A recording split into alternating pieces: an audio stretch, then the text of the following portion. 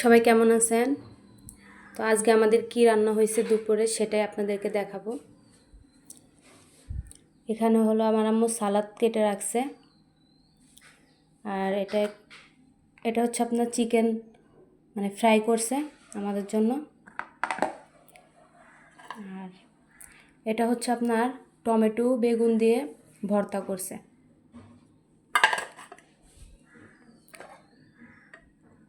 এখানে বেগুন ভাজি পেঁয়াজ দিয়ে ভাজি করছে পোলাওর সাথে খাওয়ার জন্য।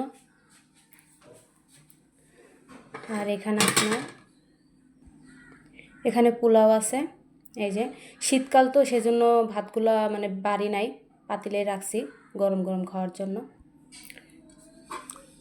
আর এখানে হচ্ছে মুরগির মাংস ভুনা, দেখেন কালারটা কত সুন্দর আসছে, খেতেও কিন্তু অনেক মজা হবে।